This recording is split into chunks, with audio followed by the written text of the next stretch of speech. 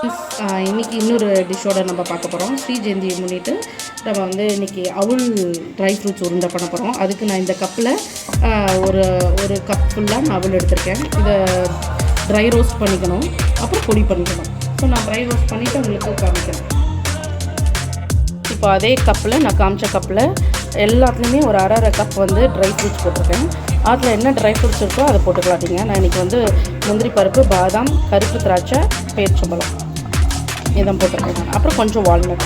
இதெல்லாமே கொஞ்சம் dry roast பண்ணிக்கலாம். இதையும் இப்போ அவுல் பொடி பண்ணி போட்டாச்சு.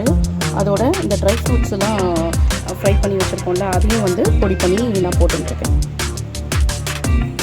இப்போது எல்லா ட்ரை ஃப்ரூட்ஸையும் நான் வந்து பொடி பண்ணிட்டேன். கொஞ்சம் க்ரன்ச்சியாக பொடி பண்ணியிருக்கேன். ஸோ தட் வந்து கொஞ்சம் வாயில் அமர்றது கொஞ்சம் நல்லாயிருக்கும் அப்படின்னு.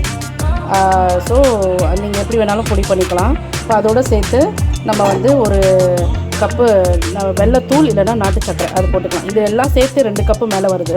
ஸோ ஆல்ரெடி டேட்ஸு அந்த கருப்பு திராட்சைலாம் போட்டதுனால அதுலேயும் உங்களுக்கு வந்து கொஞ்சம் இது ஸ்வீட்னஸ் இருக்கும். ஸோ அதனால் நம்ம இது கொஞ்சம் போட்டுக்கிறேன். எல்லாத்தையும் மிக்ஸ் பண்ணிவிட்டு இந்த மாதிரி நெய்யை வந்து வெண்ணெயை காய்ச்சி நெய்யாக்கி வச்சுருக்கு. சூடாக இருக்குது. இந்த சூடாக விட்டு கொஞ்சம் கொஞ்சமாக வந்து நம்ம அப்படியே உருண்டை பிடிச்சிக்கலாம். ஸோ அது கொஞ்சம் கொஞ்சமாக ஒரு சைடாக விட்டுட்டு நம்ம வந்து உருண்டை பிடிக்க ஈஸியாக இருக்கும். இப்போ வந்து நெய் குத்திக்க போகிறேன். எல்லாத்தையும் எல்லாம் ஒன்றா சேர்ந்து மிக்ஸ் பண்ணிக்கணும். ஸோ நான் ஒரு சைடாக நெய் குத்திக்கிறேன். ஸோ தட் வந்து சுட இருக்கும்போது கொஞ்சம் கொஞ்சமாக நம்ம கலந்து உருண்டை பிடிச்சிக்கலாம்.